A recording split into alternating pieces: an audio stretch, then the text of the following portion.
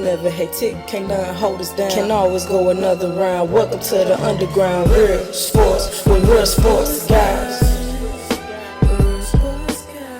Welcome to another edition of RSG Breakfast at Maui, Day 2, brought to you by TMS and Depression Center of Beverly Hills and Dr. PJ Bowman, Our World Business Solutions in Aston Mahana at Kaanapali. As I always say, if you have a chance to come to Maui, please come check this place out. It's a great place, nothing but ocean view, as you can feel it here. We're sitting out on the balcony and thanking the GM Brian Cox for always hosting us from day one of this RC journey here at Maui, and it has not disappointed us. Day 2, whoo, it's been something else, and so we're gonna get right into it because we got championships happening today. We got some disappointed folks gonna be happening. We're gonna have some interesting press conferences. I feel because it's just been so competitive out the gate, and then we already told you that Coach Hurley was already out the gate, and he had more disappointment today. Yesterday, we had UConn up against Colorado. Colorado and Coach Boyd had to rebound after that demolishing that Michigan State did to them, 50 points in the paint. So you didn't know how they were going to come in to the game, but they battled and they got a victory over UConn, 73-72. Coach, what did you see? I mean, as we started talking about this, we were just talking before this, like, what was that energy? Like, what did you see that Colorado was doing? What was happening with UConn and just in your overall kind of analysis? Couple of things. Colorado was tough. They were just tough. They came in tough. They came in competitive. They competed yesterday. It was like they made up their mind. We're going to come in and play. We're going to throw hands. And how it turns out is how it turns out. And I think that surprised UConn. I think when they came out playing them hard, that punched them in the face a little bit because I think they might have thought, okay, we can get back on track. But Colorado wasn't having anything to do. Wasn't having it. And that coach had talked about them being competitive, being able to play with anybody. He got that in their heads, got that in their mindset. And they were just tough. And they came to compete. And they competed and never bowed. They never did bend when UConn tried to make a couple runs at them. So hats off to them for coming in with that mindset and that mentality on day 2. Yeah, I mean, your thoughts, Joy, on that as you watched that game unfold. Yeah, they played really well. They bounced back really fast in that quick turnaround. And we got to bring up Hurley again, though. Got to bring him up with the complaining about the officiating again. But if you just look at the play, yeah, Colorado bounced back really well. I don't think UConn thought that it was going to be that tough. I really don't. There's a feeling, Coach Hurley said something that, when they struggled over, he said, I thought we would respond like UConn would respond. And it's this feeling, I don't know what it is, that they think folks are just going to bow because they came in. And where it came out was I asked a question about Caravan, about Alex, because Alex was a no-show.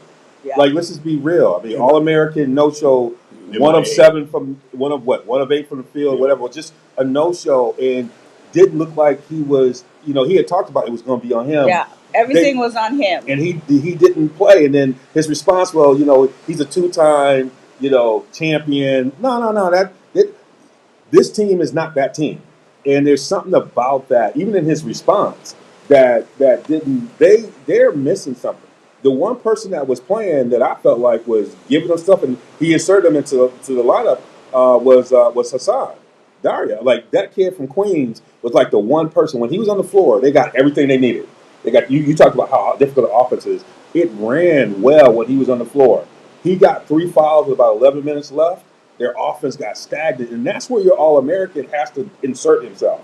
And I know that Biggs had problems, so he was covering, the Biggs a little bit more. But that should have been to his advantage, like in some ways. And so it just felt like he was in the witness protection program. The thing I wrote down, witness protection program. Yeah. Where's he at? Well, he got himself in foul trouble early, but I think that was – I give Colorado credit for that. I think they saw something in him in terms of defense, and, they went at him. And so it's easy to pick up that one and two, but then if they're going at you, you're going to pick up that third one. Yeah. Okay, and so I think they went at him. He ended up having to sit out a lot, especially in that first half. Got a foul early in the third, so he was down quite a bit. But I think part of that was by design too, in terms of who can he guard, who can he defend, match him up with people that he has a hard time defending. But still, he needs to rise to the occasion. He is. He said he's the leader. It's on He's him. not wrong, but he needs to rise to the occasion. But let's talk about who did rise to the occasion. Solo Ball. Ball was balling out. He was balling out for a stretch there. He kept them in it. Yeah. For a minute or two there, where he hitting shots, getting to the rim, getting to the free throw line. Yeah. His energy was great. His energy was but great. nobody else had it. And Alex was in the witness protection. Even when he was in there, though, he wasn't really doing anything. He did sit a while, but even when he was in there, he wasn't really doing anything for them. Well, if you remember, I asked Coach about that when he was walking out, and he pointed out too. He said that they put him on him and told him that we want to chase him off the threes and be physical with him, and that's what he did. He chased him off the threes, didn't let him get a clean shot necessarily, and then was very physical with him on his cuts, things like that. He was bumping him. He was. Yeah, I think they put Andre on it. Was it 23 or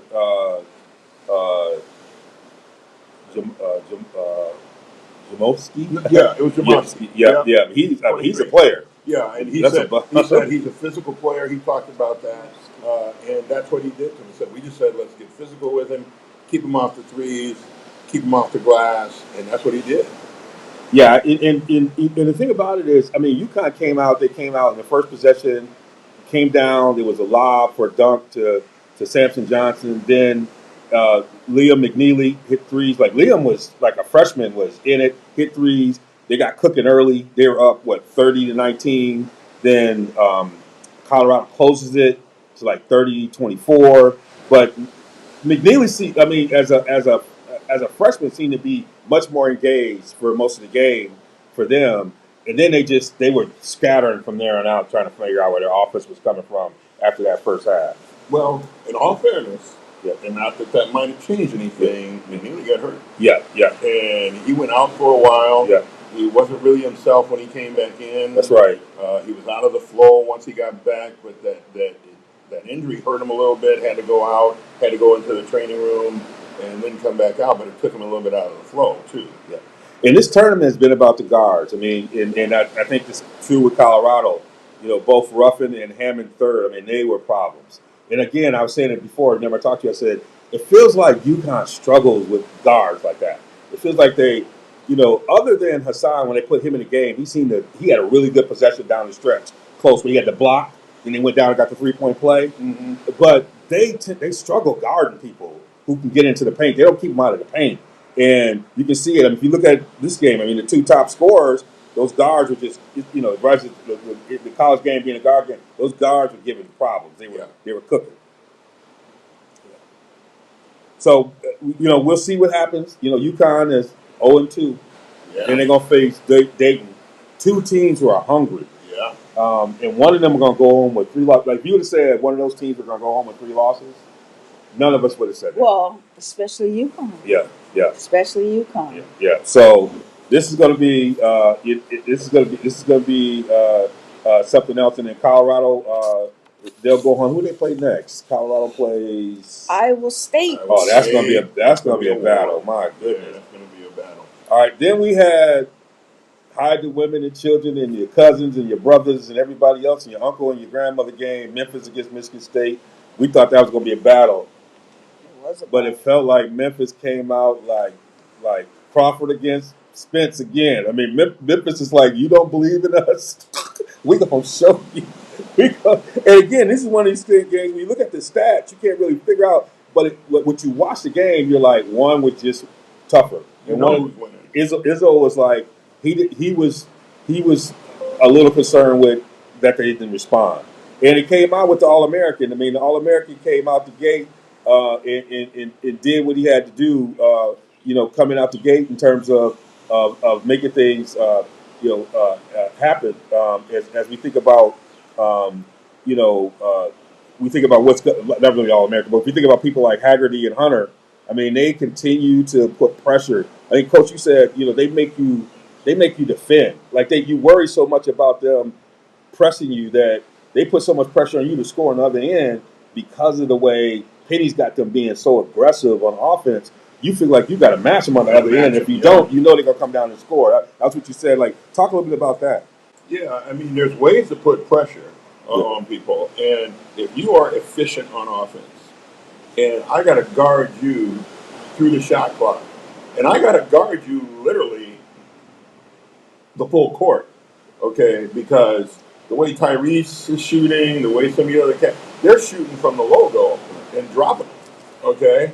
So I've got to guard you there, and if I get too close to you, you're a blur. They're gone. They're by you, and so I'm pressured that whole time on defense. Now I got to go down on offense and make something happen. And now I'm going to force on offense. You just dropped a 26-foot three on me. I got to go down and do something on the other end. So you're pressured on both ends of the court, so you make mistakes. You get yourselves out of sequence. You try to force things when you don't have to force them. And that's that constant pressure on both ends of the floor that Penny even talked about early on. You know, it's the kind of game they want to play, but it's pressure on both ends of the floor. You're not relaxed when you're on defense either. Okay, Yep. and you're definitely not relaxing on offense because they will beat you up too. They're getting your grill hard on the other end. What's amazing though is that they got 13 new players, and when you watch them play, they look like a well-oiled drum, you know. And I even asked him, "How is your team so confident?" Not, I mean, every team says next man up, every team. But when PJ went down the first game, I mean, it was like what 4 minutes left of the game, but he fought out, and the bigs fought out in the second game, and it was like nothing. They kept going. And they just, he says it's because they're nobodies. They got to prove themselves to the whole world. So they're not just waiting, they taking, they showing. They're fighting all the time. And you can see that clearly when they're playing.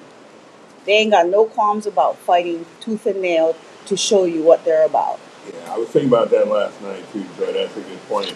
But I'm not a but people take that underdog mentality. That they take that underdog mentality to boost their team. Nobody suspects us. Nobody cares about us. Nobody thinks about us.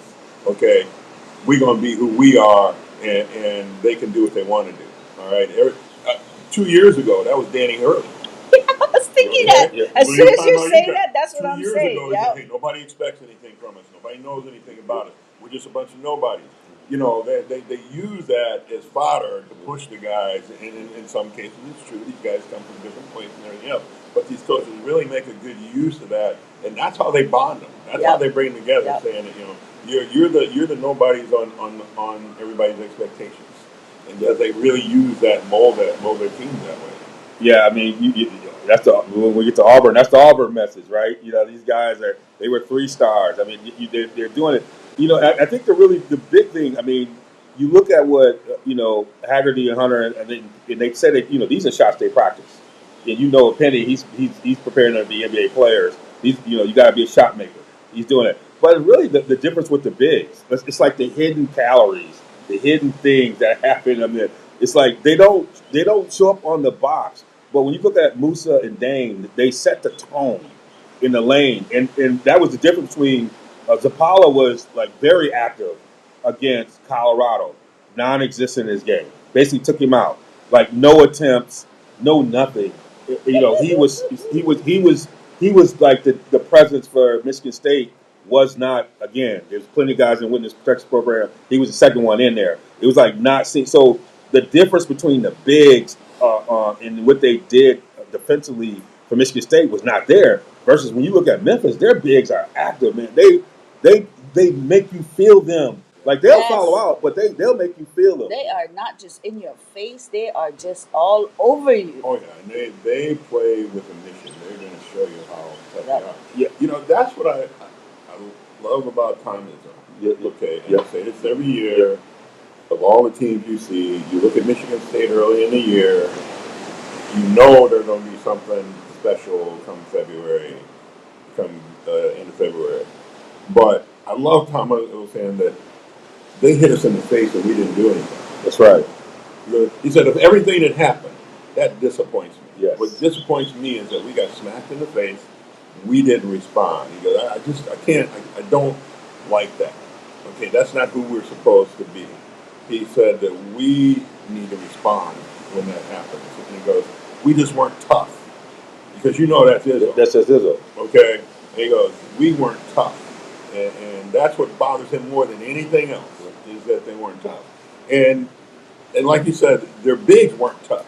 Yeah. There were times Kohler got the ball Yeah. with nobody around him, and he was like looking to see if Russo was yes. nobody was there. Nobody, and he's kicking it. And we're going, what are you doing?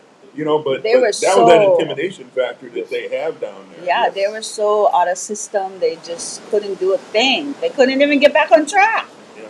It feels like, your signature is, points at the paint, second, the bigs doing it. What were they doing? What was happening with that? Well, it's funny, because I kind of agree with you. But paint points 32 to 22, but they had at least 8 or 10 on breakaway layups. So those are points in the paint that aren't physical. Fast break points, 11 to 5. Again, those 3 or 4 breakaways when our point guard did not get back. Points off turnovers, 22 to 10. Some of those are undefendable. So I look at it, our defense, we held them to 55 shots, we held them to 8 threes. They only had 6 offensive boards, we rebounded them by 8. Turnovers, we had a few more than them. But we did some good things. It's just, God, guys, if you watched it from where I watched it from, which I think you did, you got to give Hunter a lot of credit. I mean, he made some shots that I'm sure Penny made those shots when he played. And I mean that. He was falling right, falling left, and end of the shot clock, and he drained them. I mean, give them credit. I mean, they, there's a reason they beat UConn.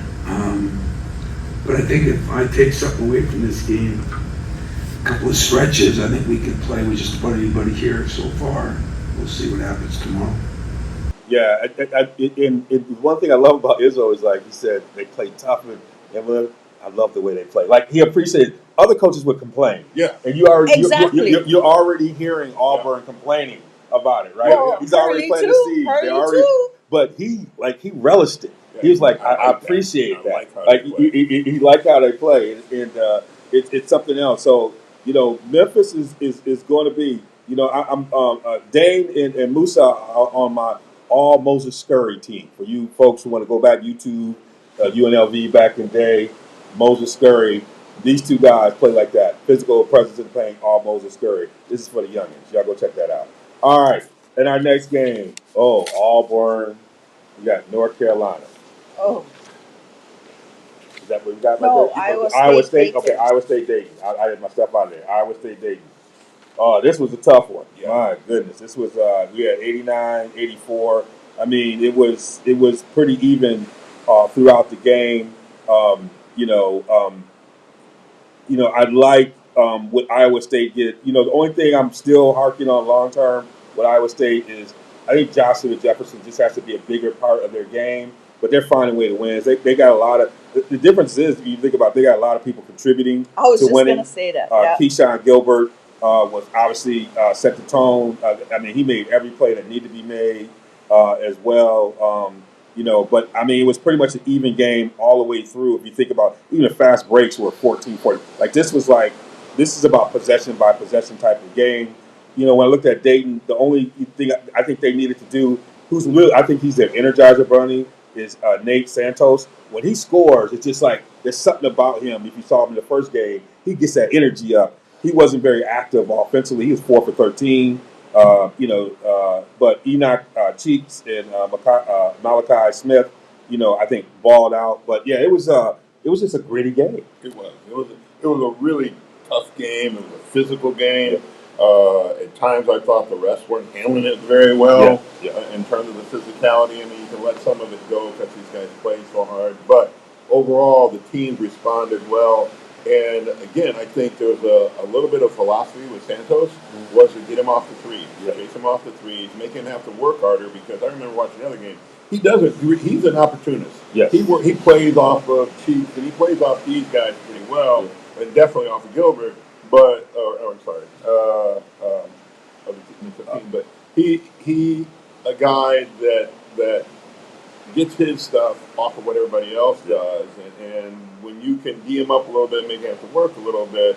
Because when he got shots, he knocked them down. When he could get in rhythm. Yeah. But like I say, he needs to be a little bit more active and a little bit more involved in the game. But when you got a guy like Gilbert out there, I mean, I give Iowa State, or I'm sorry, I give Dayton credit because they really made Gilbert work. Yeah. Especially in that first half, they made him work really hard to get things going. But again, I think if Santos is in rhythm and he's playing the game, he's a big threat. Yeah, these teams, they're just an example of this field of folks who just play hard. And you could tell Coach Grant was, it was disappointing. It was like they put all the energy in. He knew his kids worked hard. It's just one of those losses that just sting because you could have had it. Well, we'll keep working this one. We'll get out. We got Carolina coming out here. I think we're in Auburn. Joy, I know this is the team out here. But good. you got to give it to Auburn. Yeah. They kicked them in the mouth. I mean, Carolina did not play how Carolina played. I mean, it was the same thing on a different day. They got themselves in a hole. They did pretty good in the first half. They got it within 4.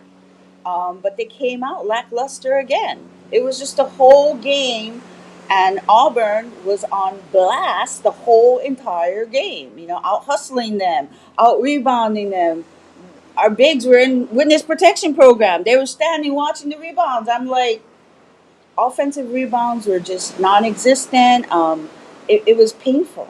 It was painful to watch, but credit Auburn. They did a hell of a game. They played really, really well.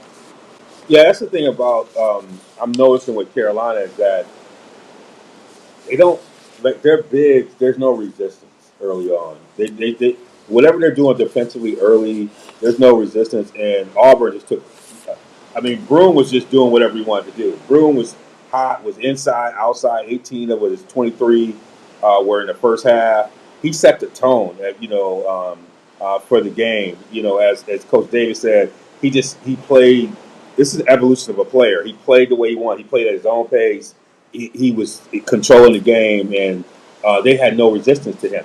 Which was, I think that's one of those things that he's got to figure out. Is where is his inside presence? I just have never seen a Carolina team without a strong big, because that's their game, to go in the paint, and they have no one solid for that. I mean, they got about 2-3 of them, but they're not effective. Yes, you can see it's obvious, and you can tell it's frustration, but they don't. There's nothing to set the. I almost feel like they need to play differently. So what happens? They get behind. They start extending pressure. I think he needs to start by extending pressure. Yeah. I think they play better when they're engaged. There's certain type of teams that you have to get them into solid play that gets them engaged. I feel like they would play better extending. He's got to force them into a situation where they got to scramble, because that seems like that unlocks them instead of waiting and sitting back. They're too cool for school right now. Yeah, he's still, and he'll figure it out too. But they aren't playing with some intimidating bigs. They aren't playing with rim protectors. They aren't playing with those kind of people. And I agree with you. They need to adapt, a Memphis style until the bigs come around, where they're pressuring in the front court. Yes. Because they're quick in the front court. They've got a good tandem out front that can do that and can put some pressure on people and keep people out of their offense, make them shut down on the shot clock when they get across that court. That's right. So that people just can't run around through and post them up and do those kind of things. But they played a good team last night, too. I mean, Auburn was good. Guards were good. And like Coach Davis said, Broom was out there like he was in the Matrix. Everything was slowed down for him. He could see everything. He was playing chess. He was 3 moves ahead on so many different things. He's in the right place, right time to do certain things. Scored when he needed to and that kind of stuff. But again, that's because part of it is he didn't have anybody that was pushing him. Yep. There wasn't somebody pushing him on the other end where he had to D up a little better. There wasn't anybody pushing him where he had to be a little bit more imaginative about his shots and stuff. Yeah. And so I think they have to decide as they're bringing these whatever bigs they have. I didn't even notice any real bigs per se. That they're bringing them along. That has a presence. Yeah. No Yeah. one has a presence. That's right. And so until then, he's got to do some other things up front. He's got to do some other things especially on defense. Okay, figure out what he needs to do up front on defense and maybe change it up a little bit. But can't take anything away from Auburn. It's going to be an unbelievable battle this afternoon with them and Memphis. But again, North Carolina was got behind right away, and I'm sitting there thinking, y'all behind again. He had just said it. And to me, that's locker room stuff. Coach, you've been coaching for a long time. Everybody thinks everything can be controlled by the coach.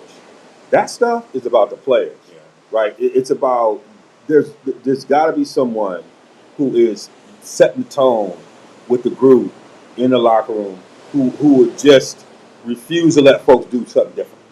Right? Right now, it's either RJ or somebody's voice is not strong enough early on. It comes on late, but there's something about the locker room that sometimes they come out. I look at them and they're too cool for school. Yeah. We Carolina. They have no urgency. No, there's no sense of urgency when they're on the court. You could tell Auburn was like.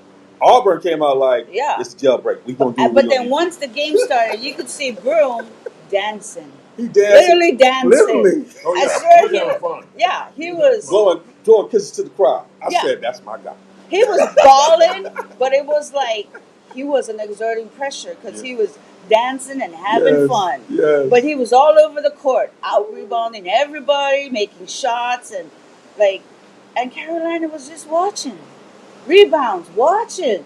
I'm like right there on the court. Rebound! Broom is like out jumping them, and they just as big. Now the highlight of this game was when my man, brother, coach, Youngblood. If y'all haven't watched the game, Auburn player goes off the court over the Dennis Rodman style, and I'm directly across from coach, and I'm like, I don't see him anymore. I don't see him anymore. He's down on the floor. The crowd is over there. How did you get it? Hey, man, he started coming over the top, and everybody else scattered, and I didn't want him to keep flying, so I just kind of grabbed him, so he didn't keep going, and then we just both went over. we just both went over, landed on the ground. He landed a little bit on top of me. And but what was the worst? What was the worst? So here we are. Everybody trying, are you all right? Are you all right? And everything. I said, I'm fine. I'm going to try to get up. He said, well, let him get up. I said, make sure he's okay. And I put my hand down, and all of a sudden, I was like, what the? Coach Pearl run over there trying to get to his player and stepped on my hand. Bruce Pearl out here trying to get in our crew. What's going on? We out here. See, look, hey, this real sports guys. We all in the mix. Oh yeah, right on. This right on RSG. We are all in the mix. We are in the game. So that was a real highlight of the game. One of the things, and I said this sneaky about Auburn. Like Auburn has scoring all over the place. Miles Kelly. I agree with Coach Pearl. Denver Jones. That's a lockdown person. Yeah. That's somebody. When you see him, he's the boogeyman. He gonna put some pressure. He locking you down. Your day might be over. Yeah. And he did a really good job defensively. One of the things I said about Jahani Broom is, and as he's growing as a scorer, he had 18 in the first half. Did a lot of other things. He does a lot of other things. Yeah. 5 in the second half. But his scoring across the game got to be even. Meaning, when one of the things that Coach Pearl said in the first game is that now that he can shoot this three, sometimes he settles out about 3-point line. We want to get him back in the pace. It's in those second halves when things happen. He has to get back to the post, and that to me is the next evolution of his game, of a great game. Right, he has got it. But I think when it really starts to matter, particularly as they start making runs in March, it's going to come down to his ability to realize I always say the great players got to have a calculator. We've had 2 trips and nothing happened. Right. I got to find my way to easy. I got to get to the basket, get fouled, or I got to kick and go. Yep. And there are moments where he's hanging around the 3-point line where I think he needs to initiate it. And I've always, Shannon Sharp said something about football. There are habits in winning and losing that you can't accept in winning. That's a habit that you can't accept with a superstar. And I think the same thing what we said earlier with Alex. Those superstars, as you grow, you got to know the moment. Yeah. And you got to have something. You got to have one or two moves that know how to get you back in. His next thing is that's his next element. Yeah, because is growth. inside he's unstoppable. Yes. I mean, of course he's talented. He can be on the 3-point line, whatever. But inside, he's unstoppable. Yes. He's so smooth over there and getting the rebounds, Yes. and that's where he needs to be. Yeah. And I think you said something about this coach as well. It's like he showed, because I noticed he showed, and this drives me crazy because we emphasize the three so much, and I understand that. But it drives me crazy when you have a person like that show, and then the guard sees it, doesn't, and we don't teach guards how to throw it into the post anymore. They don't know how to do it. No. Then they rotate the ball. So you got an All-American sitting there, and you rotate, and then he tries to drive, and he turns the ball over rather than giving the ball to the All-American. Right. So then he's like, that's the moment when he got to go to him. Like that's a Shaquille O'Neal moment. Yeah. Don't you ever throw a goal away from me when I show. Yeah. And the coaches got to say that. And so that's a film session because that was late in the game. You get him the ball and you get it, and that's something for the future. Yeah. And I see that too many times with guards. We don't teach guards how to throw the ball to the post because we play so much outside in. Yeah. They don't even teach them coming up. They don't know how to throw you rarely see somebody who knows how to throw to the hand. Yeah. Right? You know this. Yeah. It's just and when you got a player like that, you got to know how to do it. It's a fundamental skill too that people are passing up right now. Yep. Because they're running a lot of these motion offenses, and if you don't get it on a quick turnaround or a quick swing, we're not going to get it to you. Yep. But when you got somebody like that who's active in the post, And he's so that's strong. smart in there, and got good position, Yeah. high side or low side. If you got somebody high side or low side, Yep. you got to get them the ball. Yes. That's it. I mean, if they're fronting and that kind of stuff, but once they get that position that they work so hard to get, you got to get them the ball. Got to reward him. The other Yeah. thing you can't, the bigs can't do though, is, and like you said, this is where you know where your money is when you post up, then don't fade out to the corner. Yes. Okay, don't lose your position on the block and fade out to the corner just so you can get the ball. That's right. Okay, stay in there. I was just going to say, stay there. Stay in there and dig your way in there and make that guy, that person guarding you, happen to put his knee up. If you get him the ball, if you get him the ball in the paint, no one can take the ball away from him. I was sitting right there under the basket. You know how many times the Carolina bigs get a touch on the ball? But he just ripped that out every single time. Yeah. And they could not take it away from him because he's so strong. Yeah. And his position right there was just perfect. Yeah. I mean, this was a game he probably should have had about 35 if it would have been going the right way. Well, hey, y'all, we got a lot going on. We're getting ready. The championship game start at noon. It's going to be much more. Somebody going to be 0-3 that we did not expect to be 0-3. I mean, this tournament has met its match. It's been great to be with y'all. Thank you for being with breakfast with us here at the Maui Invitational. I'm gonna take my sip as well. And those who never hate cannot hold us down. Can always go we'll see you on another the other round. side. Welcome to the underground. Real sports with real sports guys.